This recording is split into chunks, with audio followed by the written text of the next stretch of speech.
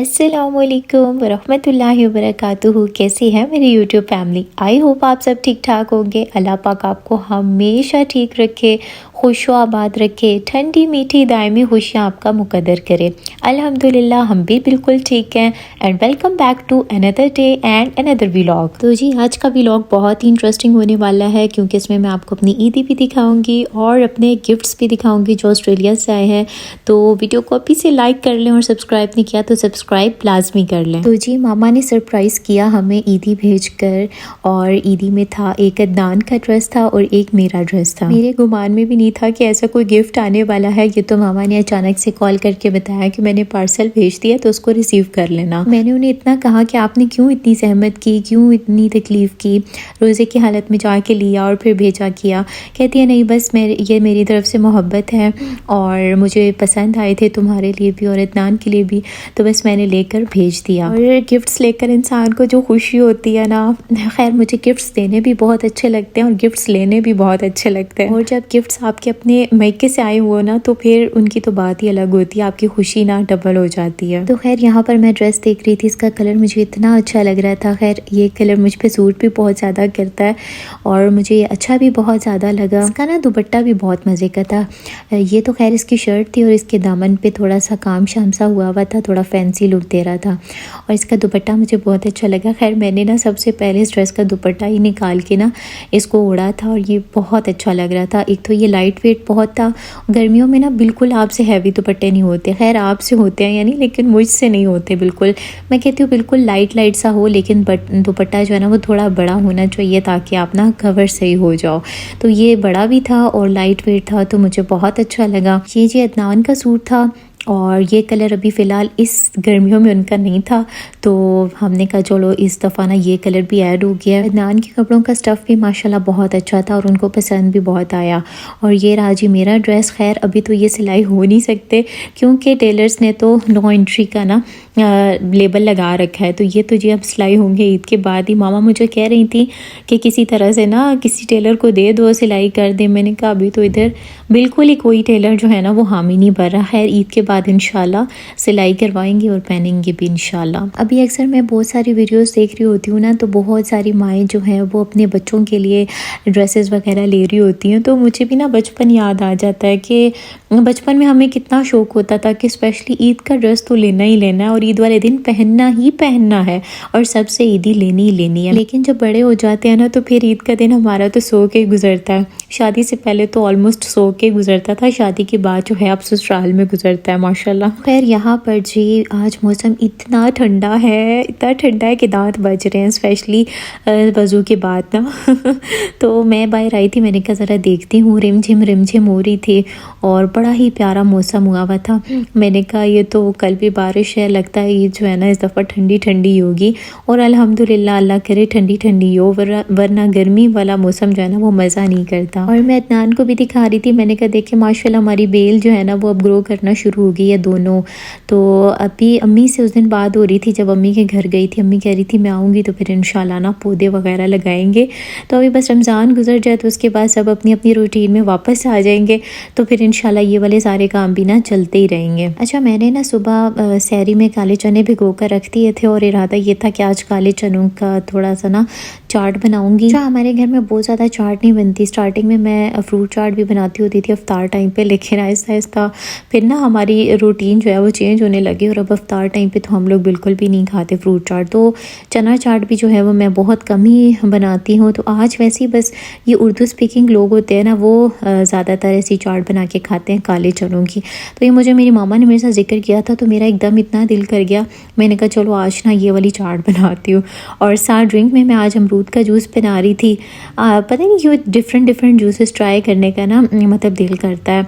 Starting में तो मैंने कोई शेक कोई ड्रिंक नहीं बनाया था, लेकिन अब जो एंड पे आके ना आखिरी अशरे में मैंने सही कसर पूरी की है। अच्छा अमरूद के इस जूस में ना पुदीना भी जाता है और वो ज़्यादा रिफ्रेशिंग लगता है। पुदीना भी चला जाता है ना तो वो सही ठंडा ठंडा एहसास होता है, लेकिन पुदीना घर पे ना मौजूद नहीं था तो इस वजह से ना बाद में मैंने मंगवाया। तो इस टाइम जब मैं ये बना रही थी तब तक पुदीना मौजूद नहीं था तो मैंने फिर इसलिए ऐड नहीं किया। बस बना के मैंने फ्रिज फ्रिज में रखा। और यहाँ पर जी मैंने जब प्रेशर खोला, मेरे चने जो हैं वो बिल्कुल गल चुके थे। तो मैंने इनका ना पहले सही पानी ड्राई किया और उसके बाद ना मैंने इसमें थोड़ा सा ऑयल डाल के ना इनकी सही भुनाई की कि इसका जो पानी है ना वो बिल्कुल जो है वो ड्राई हो जाए। साथ ही साथ मैंने जल्दी जल्दी कटिंग की। वैसे ना मुझे बहुत हेल्दी ऑप्शन लगा, काले चने वैसे भी आपकी हेल्थ के लिए बहुत अच्छे होते हैं। साथ में आप ये थोड़ी से प्याज, टमाटर, खीरे शीरे, धनिया, पुदीना, ये सारी चीज़ें आप जब खा लेते हो ना तो आपकी हेल्थ के लिए बहुत अच्छे होते हैं। मेरे ख्याल में समोसों पकौड़ों की जगह बंदा ये ऑप्शन रखे तो बेस्ट है, कम से कम हेल्थ आपकी कॉम्प्रोमाइज़ नहीं होती। और इस टाइम ऑलमोस्ट 4:30 बज रहे थे और मेरे हाथ बहुत तेज़ तेज़ चल रहे थे कि जल्दी जल्दी मैं ना ये काम करूँ। अच्छा काम हो टाइम पे जाता है, लेकिन हाथ पाँव ऐसे फूल रहे होते हैं कि हाय पता नहीं टाइम पे काम हो पाएगा कि नहीं हो पाएगा। लेकिन अल्लाह का शुक्र है टाइम पे सारे काम जो है ना वो हो जाते हैं। और अभी किचन में काम करते हुए मैं ये सोच रही थी कि अल्लाह 28 रोज़े हो गए आज और बस 2 रोज़े रह गए हैं, यानी कि बस 2 सहरियाँ और 2 अफ्तारियाँ, तो बस रमज़ान मुकम्मल हो जाएगा। तो इतना एकदम दिल परेशान सा हो गया कि भाई इतना अच्छा महीना था, इतनी अच्छी रूटीन थी। मैं और अदनान अक्सर ये डिस्कस भी करते हैं कि रमज़ान में इतनी अच्छी बंदे की रूटीन बन जाती है ना, क्या इबादत की, क्या खाने पीने की, सब कुछ बिल्कुल टाइम टेबल के अकॉर्डिंगली हो रहा होता है और बिल्कुल परफेक्ट हो रहा होता है। और फिर रमज़ान के बाद ना ईद का दिन तो स्पेशली कुछ समझ ही नहीं आ रही होती कि खाना भी कुछ है या नहीं है, और बस एक अजीब सा ना दिल बेचैन सा हुआ रहता है। बस अल्लाह पाक हमारी इबादत को कबूल फरमाए और जो भी नाकिस इबादत हमने की हैं बस अल्लाह ताला उनको अपनी बारगाह में शफ़ कबूलियत बख्शे। रमज़ानुल मुबारक को हम पर बार बार पलटाएँ ताकि इसकी बरक़ात जो है ना हम समेट सकें। आमीन सुम्मा आमीन। अच्छा यहाँ पर साथ में मैं बना रही हूँ पकोड़े, क्योंकि आज मौसम अच्छा था। मैंने कहा चलो लगे हाथ थोड़े से ना आलू वाले पकोड़े भी बना लेती हूँ। साथ में अदनान जो हैं वो समोसियाँ ले आए थे मरहबा से, तो इनकी समोसियाँ बड़े ही मज़े की थी। खैर पहले हमने कस्टर्ड शीरी से भी ट्राई की थी, उनकी भी मज़े की हैं, लेकिन इनकी ना बहुत ही मज़े की, इनका मटेरियल सही फ्राई हुआ था। और साथ में जी अदनान की डाइट वाला खाना, यानी उन्होंने आज कीमा स्टीम करवाया था, साथ बॉयल्ड राइस थे और साथ में ना मैंने खीरा काटा था। तो बस यहाँ पर अदनान भी आ गए थे और बस जल्दी जल्दी जो है वो मैं हाथ चला रही थी। अच्छा अब टाइम ना आगे जाता जा रहा है, तो मेरी कोशिश होती है कि मैं एंड टाइम पे ना सर्व करूँ ताकि खाना गर्म रहे, वरना आजकल मौसम भी इतना ठंडा हुआ है तो मिनट नहीं लगता और खाना जो है ना वो बिल्कुल ही ठंडा हो जाता है और फिर खाने में मज़ा ही नहीं आता। अच्छा सना ने मुझसे एक सवाल किया था कि क्या नमाज में एक ही सूरत हम बार बार पढ़ सकते हैं या फिर हम किस तरतीब से सूरतों को पढ़ें। तो देखिए सबसे पहली बात तो यह है कि कुरान जिस तरतीब से नाजिल हुआ है उसी तरतीब से पढ़ना अफजल और बेहतरीन है। लेकिन अब हर किसी को कुरान पाक हिफ्ज़ तो नहीं होता, लेकिन आखिरी पारा जो है इसमें बहुत छोटी छोटी सूरतें जो कि बहुत आसानी से याद हो जाती हैं, तो आप उनको अगर रूटीन से याद करें और उन्हें अपनी नमाज़ों में पढ़ें तो ये बेहतरीन है। अब फ़र्ज़ नमाज जो होती है ना, यानी फ़राइज़ जो होते हैं नमाज़ों में, उनमें तो कोशिश यही करनी चाहिए कि आप तरतीब से सूरत पढ़ें। मैं आपको मिसाल देती हूँ कि सूरह जो नास है वो बाद में आती है और फ़लक पहले आती है, लेकिन अगर आप नास पहले पढ़ लेते हैं और फ़लक बाद में पढ़ लेते हैं तो ये तरतीब जो है ना वो ख़राब हो जाती है।